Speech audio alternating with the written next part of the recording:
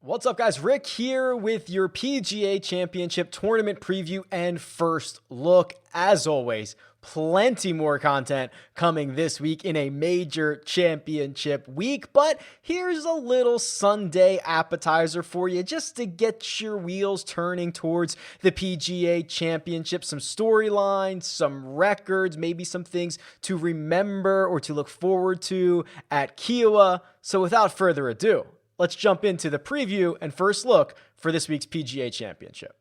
As you can imagine, with a major championship, there is plenty of history. This event dates back 105 years to 1916, and I think what is one of the most interesting things about the history of the PGA Championship is that this used to be a match play event. Wouldn't it be cool to have another match play major on the schedule? That's right.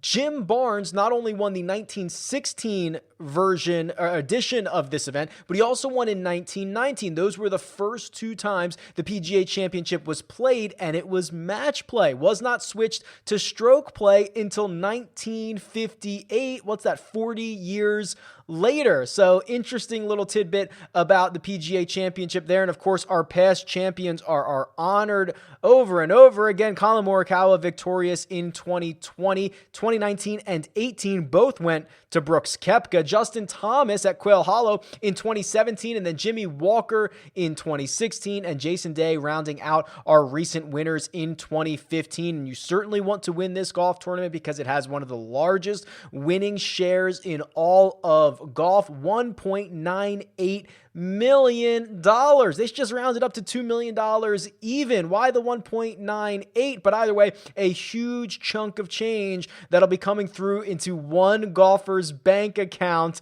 in just a few days.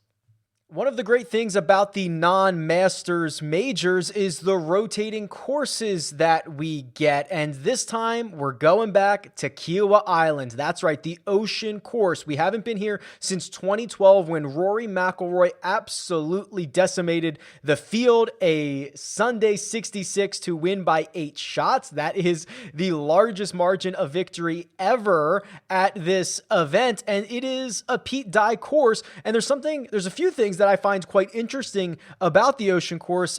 In 2012, they installed Seaside Paspalum. That is a green type. It is a cousin of Bermuda, but it is much more tolerant of salt. So when you are by the ocean course, all that salt, comes over in the air, and it can really mess with a lot of greens and a lot of grass types. So this Seaside Paspalum is much more tolerant of that salt, keeping it in great shape all year round. That's fascinating stuff. I can't believe that exists. It does. It will play at 7,876 yards. Let me say that again.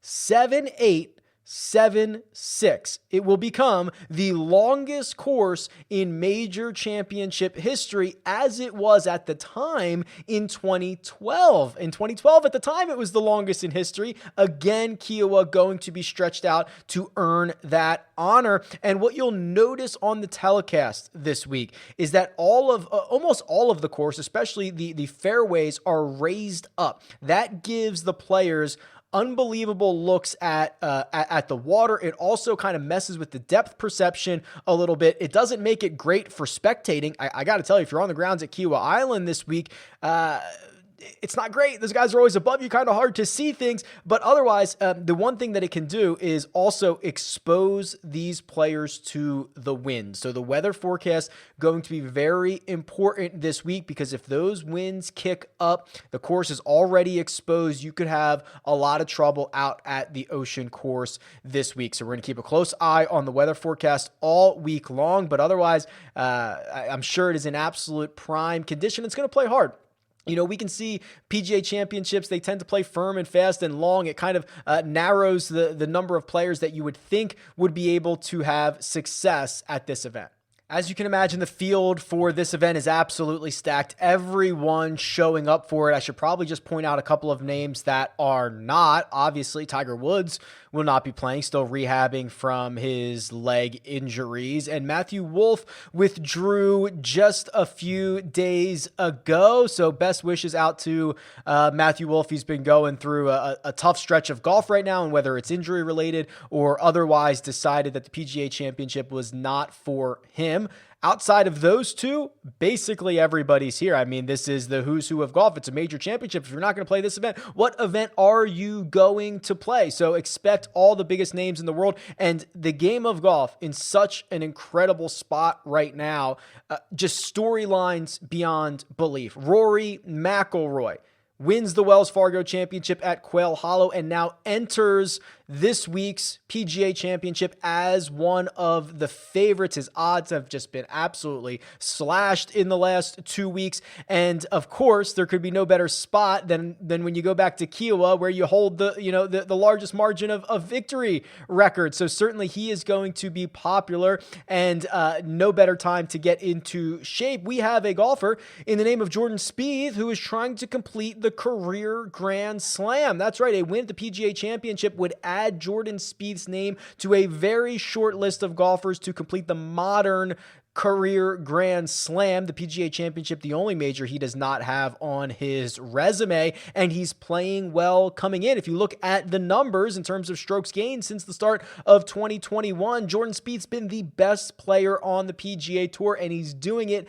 mostly through his irons, which is usually a very good sign for one of the guys who has a lot of that putting and short game magic. If he's hitting it well with his irons and his wedges, watch out world, because Jordan Spieth can certainly be a contender at every single tournament. Dustin Johnson withdrew last week from the AT&T Byron Nelson on Monday, which leaves us with more questions than answers. He is certainly the number one player in the world, but by his own lofty standards has not played as well as he would like in his last handful of starts. But if there's any golfer in the world who can flip a switch, it's Dustin Johnson, and there's certainly no better time and no better place for him to do it than Kiawah Island. If you want to look at the Bombers who you think might have a better chance this week than most, you can go to RickRunGood.com and you can pull up the golfers who have driven it the farthest in the last 24 rounds. That's the time frame that I like to go with. It's somewhat recent.